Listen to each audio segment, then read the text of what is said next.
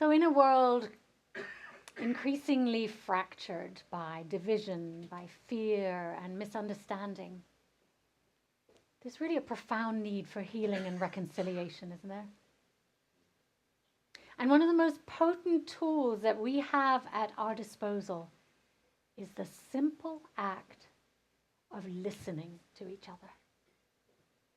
Listening, not merely hearing, but truly listening with open minds and hearts. It can serve as a balm for our troubled times.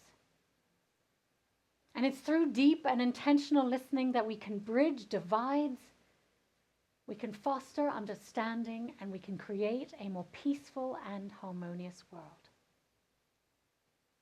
I witnessed that just this week when I attended the Pacific Southwest UU Ministers Conference in Los Angeles. And this annual gathering always provides a great opportunity to learn from colleagues and discuss ministry matters and see how much we all have in common. One minister told us about their congregation's long struggles with conflict, not something we have in common there, and how they had overcome deeply entrenched divisions. And apparently the main tool that they used to overcome their conflict was deep listening. Yeah. So first the facilitator came and met privately with leaders and influencers in the congregation for 1 to 6 hours each, listening individually to every person's story. And thanks to the facilitator's deep listening skills, not only was each person able to share their true feelings and concerns around the conflict, but everyone also started to have insights about their part in the conflict. And once all the main parties had been listened to individually, they came together in a group. And the group agreed to a covenant, as we do in Unitarian Universalism, a covenant of deep listening and respect before anyone spoke. So they committed to listening to one another with open hearts and curiosity, listening to understand rather than judge. They committed to acknowledging that there was perhaps no one right way, and to look for their shared values and commonalities.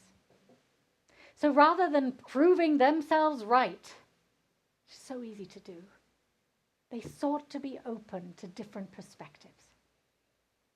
And all of that created a climate of safety where one by one, leaders began telling their stories and acknowledging their part in the conflict.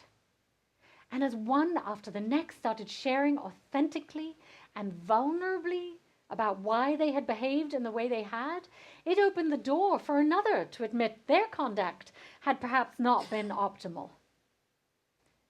And as they listened deeply to one another without reactivity, they began softening their hearts to one another. And gradually, people who'd been entrenched in conflict for years started to see one another in a completely new light. And they became aware of each other's humanity, of each other's hopes and hurts. And after that transformational circle, leaders started speaking out in services in front of the whole congregation, owning their part in the conflict and inviting others who wanted to share to come forward. And over time, many years of entrenched conflict in the congregation started to lose its power, and people grew closer and more loving. Old hurts were healed and new friendships were formed, and this deep listening literally transformed the congregation from an unhealthy, divided one to one where people care much more deeply for one another and understand each other better now. That, my friends, is the power of deep listening. But deep listening is probably not that easy, and it takes time and practice and intention. I needn't remind you all that tomorrow is the anniversary of the Hamas-led attack on Israel, and the struggles in the Middle East continue to escalate.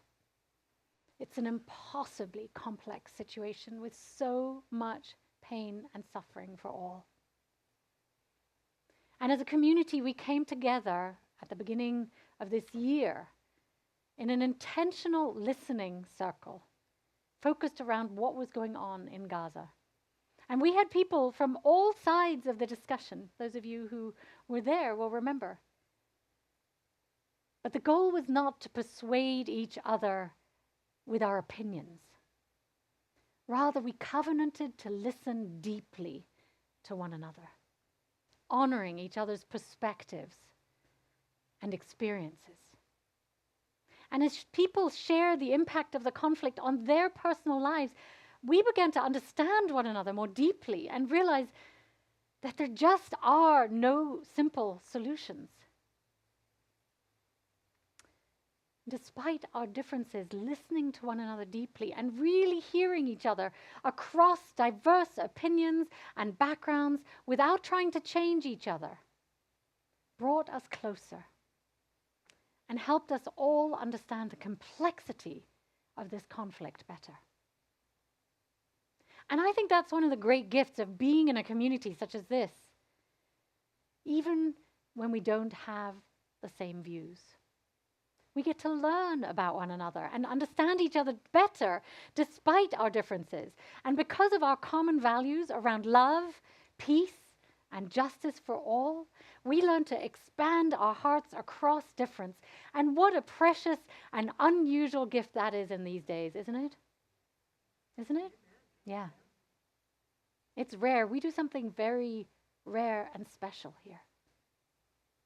Our current society is so focused on sound bites and social media and reactivity, and it encourages quick, thoughtless responses, expounding on our opinions and pitting us against one another. I don't need to tell you that we're divided and struggling in communities and across the nation right now, especially during this pre-election time. Just go to any school board meeting or turn on the news or comb through the various social media platforms and you'll find plenty of reactivity and shouting and discord and people making each other wrong. Anything but listening deeply, right? And one of the challenges of listening in such a fractured world is the temptation to get on that bandwagon of reaction and act defensively or dismiss other people's perspectives out of hand.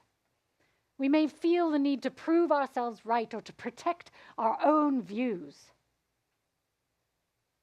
However, if we can resist these impulses, just take a moment and approach listening with an open mind, we can begin to break down these barriers that divide us. What if every time we wanted to react, to fire off a response, make the other wrong, or say something in anger, we instead took a breath? Take a breath with me now. And we paused and centered ourselves. And then we tried to really listen to what is underneath what the other is saying. Not what's on the surface, what's the deeper water underneath? Because listening is a sacred act.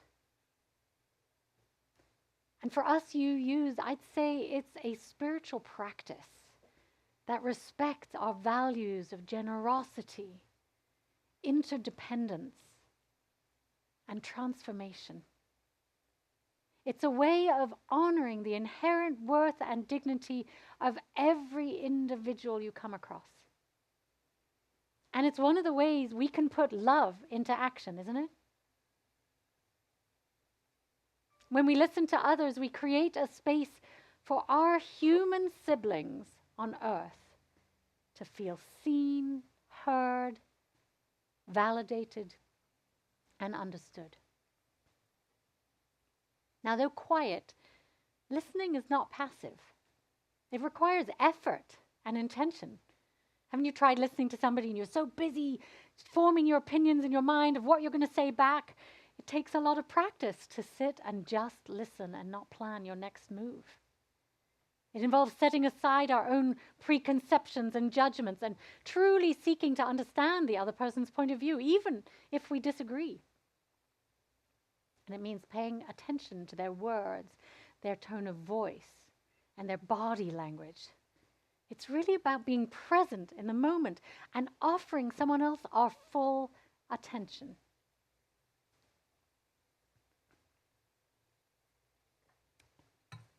our lovely Jill here shared a story at our worship team meeting about a clinical trial where the subjects were divided into groups that received compassionate witness and those that didn't.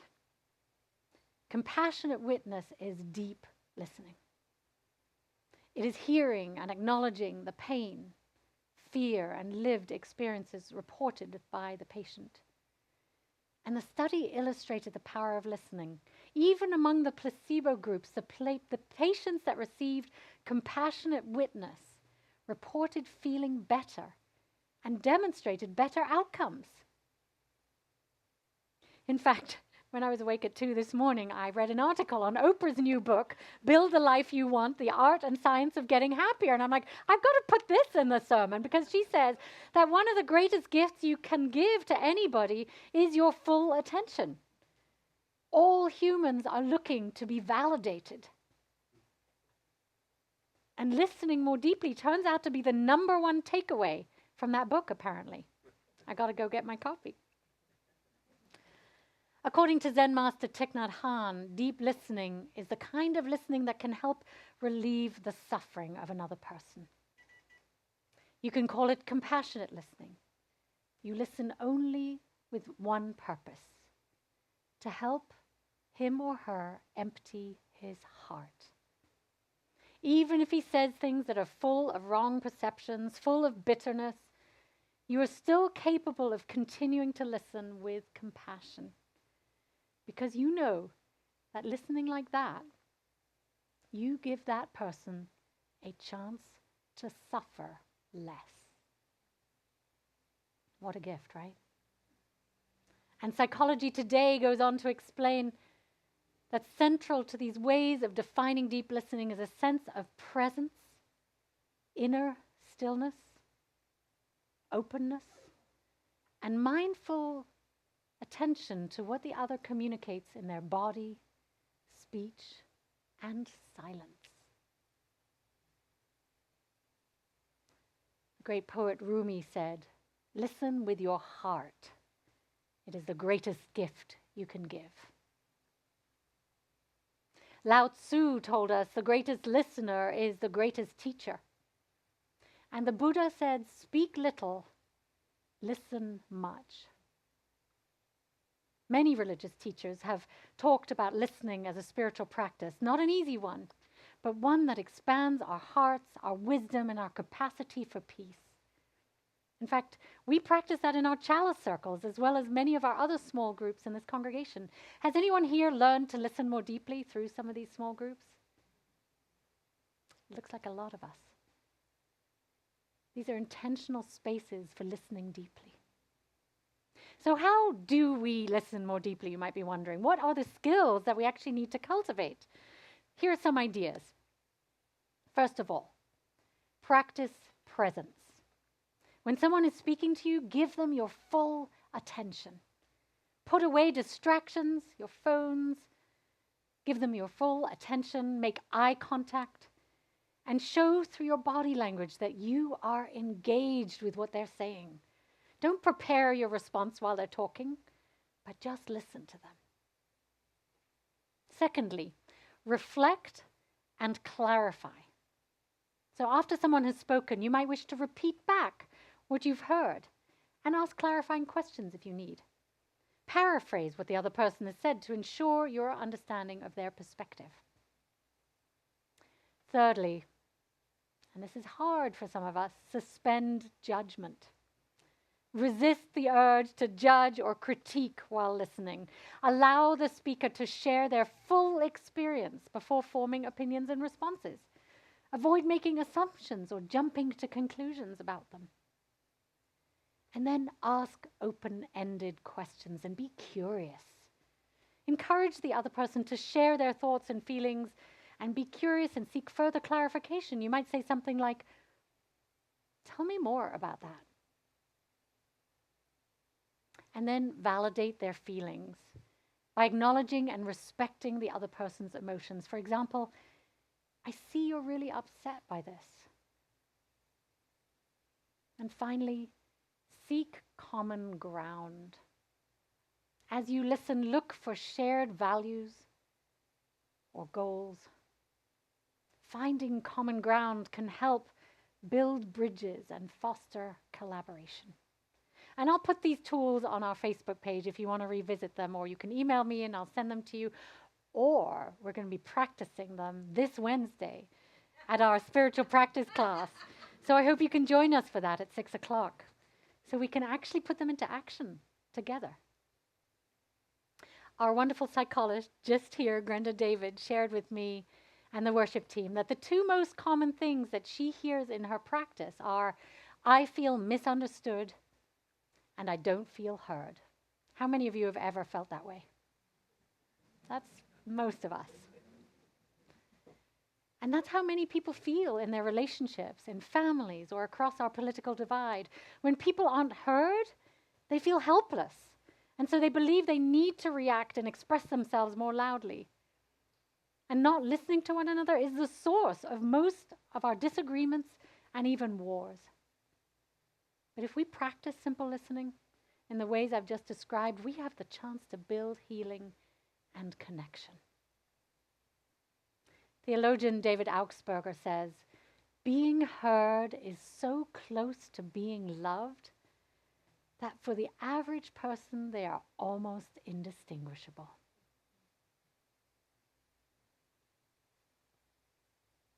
Of course, we also need to listen more deeply within ourselves to be able to fully be present for another. When we listen deeply within, we acknowledge that our experiences, our beliefs and perspectives are unique and valuable. And we also hear a deeper wisdom. It's so easy to get swept up in the noise of our society, but unless we quiet the mind and reduce stimulation, it's almost impossible to hear our own deeper inner truths and to really allow the wisdom to bubble up from within. And as spiritually courageous folk, I believe it's our duty to listen more deeply within at this time so that we can be more peaceful in our interactions. To listen beyond the noise and stress to what is really, what we are really meant to be doing and saying and thinking. So we must make room for quiet in our lives. Now, my friends, I admit freely, I could be so much better at listening. I don't have this mastered. Do any of you? Too often I react, or I listen with judgment, or I rush to share my opinion. But I want to get better because not only do I feel more connected to one another when I listen deeply, but I feel better in myself too, having truly heard someone. So I'm going to set myself a challenge this month, and I invite you to remind me that I set this challenge. At least once a day, I intend to listen more deeply, using reflective listening, curiosity, with presence and an open heart, rather than leaping to respond. Now, I'm going to have to be intentional about it and choose to do it when I might otherwise be reactive. And if that speaks to you, I invite you to join me in that challenge. Who here would be willing to join me in that challenge? Scott, you're like, oh no, but okay. Thank you. And then perhaps we can share our experiences with one another and start to build a culture of deeper listening and care right here at Chalice. Wouldn't that be great? Especially during these tense pre-election days. This could be one of the most important acts of peace and love that we could offer our world. As we listen with intention and compassion, we align ourselves with the values of justice, generosity, and interdependence that are central to Unitarian Universalism. And it becomes a way of living out our faith in tangible, meaningful ways. In fact, it could be one of our most important spiritual practices. So will you join me in listening with open minds and hearts and using the power of listening to build a better future for all? Thank you. My friends, may we offer deep listening as a healing balm during these challenging times. May it be so. And now I invite us to rise in body or spirit for our closing hymn. May you go forth lifted up, and inspired to listen.